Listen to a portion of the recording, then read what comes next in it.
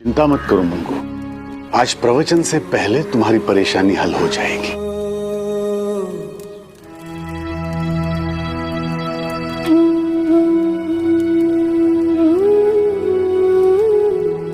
प्रणाम साईं। राम जी भला कर। ये दामोदर राव जी हैं, पूना के बहुत बड़े व्यापारी हैं। आपसे मिलने आए हैं। द्वारका माई का पता पूछ रहे थे तो मैं खुद इन्हें छोड़ने आ गया। प्रणाम साईं, मुझे आपकी मदद चाहिए साईं। कहो, क्या मदद चाहिए मुझसे? ऐसा क्या है जो तुम्हारे पास नहीं है? साईं, मेरे पास दुनिया के सभी भौतिक और सांसारिक सुख है, अच्छा परिवार है, धन तो इतना है कि हर चीज खरीद सकता हूँ। बस एक ऐसी इच्छा है जिसे पूरा करना मेरे बस में नहीं है।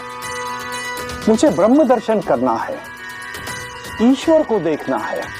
आपके बारे में बहुत सुना है साईं, आपने बहुतों की इच्छाएं पूरी की है। आपने लाइलाज बीमारियों को ठीक किया है और कईयों को तो आपने ईश्वर के दर्शन भी कराए हैं। तो कई आपको ही ईश्वर मानते हैं, इसलिए बड़ी उम्मीद लेकर आया हूं साईं आपके पास। ना मत कीजिएगा। मैं तुम्हारी मदद जरूर करूंगा दामोदर, लेकिन ये मंगू यहां बहुत देर से बैठा है। इसे कल सुबह तक गांव के मुखिया के पास लगान भरना है, लेकिन फसल अभी कटी नहीं है, इसलिए इसके पास पैसे नहीं है। अगर लगान नहीं भरा तो इसके खेत जब्त हो जाएंगे। पहले मैं इसकी मदद कर लूं, फिर तुम्हारी मदद करता हूं। बाला। जी साईं।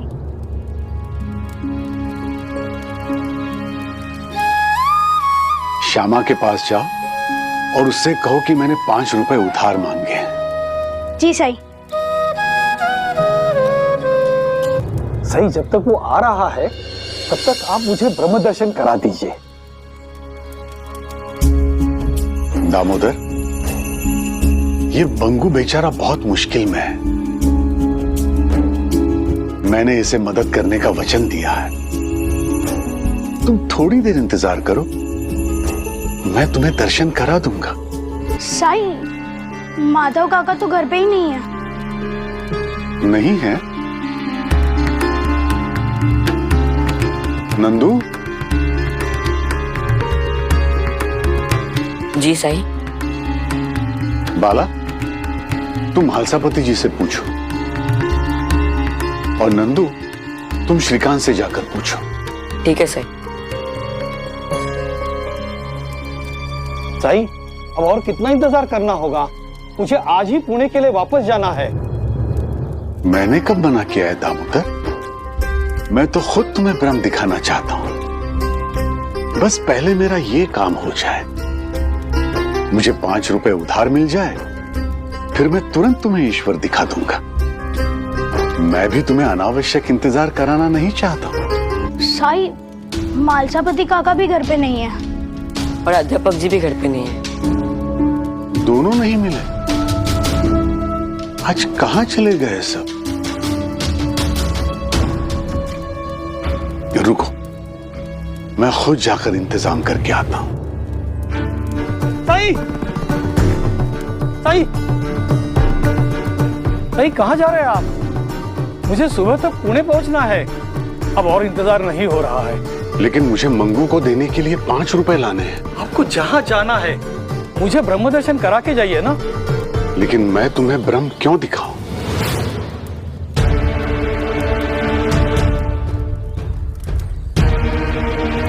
क्यों मतलब? आपने मुझसे कहा था कि आप मुझे ब्रह्म दर्शन कराएंगे। हाँ, कहा तो था, लेकिन मैं कैसे करूं?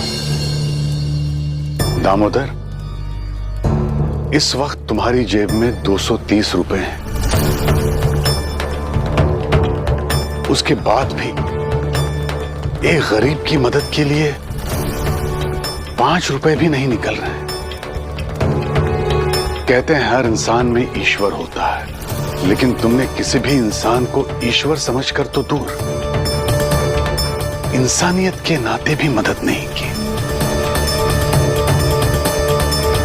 जिसके मन में इतना स्वार्थ, इतना लोभ हो, उसे ब्रह्म दर्शन कैसे हो सकते हैं? उसके लिए तुम्हें षड रिपुओं को परास्त करना होगा, लोभ और मोह का त्याग करना पड़ेगा।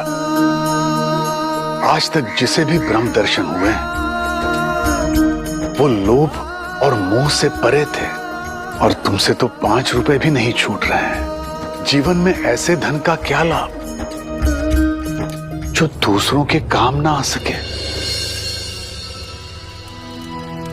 परोपकाराय फलन्ति वृक्षाः, परोपकाराय वहन्ति नद्यः, परोपकाराय दुहन्ति गावः, परोपकारार्थमिदं शरीरम्।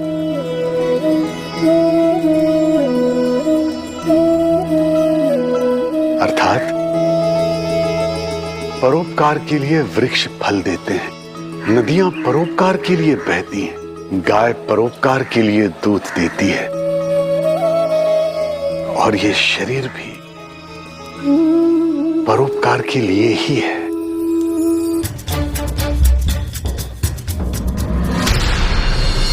मैं शर्मिंदा हूं साईं, मुझे माफ कर दीजिए। आप सही कह रहे हैं, मैंने आज तक किसी की मदद नहीं की। मेरा मानना था कि लोग मेरे पैसे के पीछे हैं, इसलिए मैं पैसे से दूसरों की मदद करने से कतराता था। लेकिन अब मुझे समझ में आ गया है कि मेरी ये आदत मुझे ईश्वर से कितना दूर ले जा रही है। मंगू जी।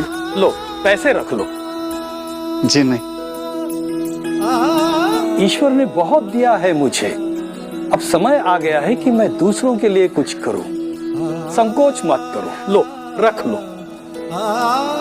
जितनी मुझे पैसों की जरूरत है उससे ज्यादा पैसे नहीं लेना चाहिए दामोदर जी।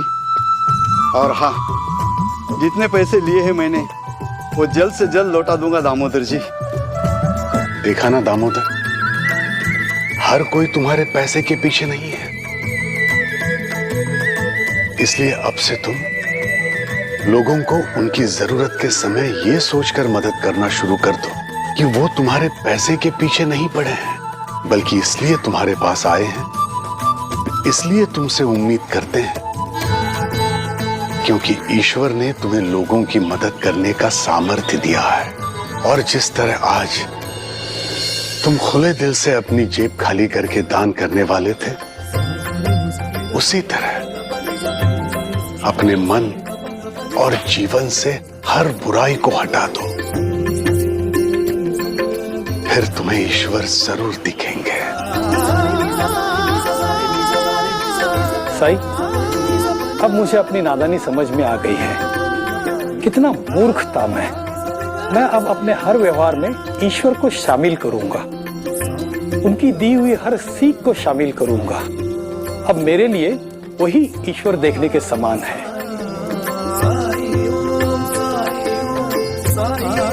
राम जी भला करें।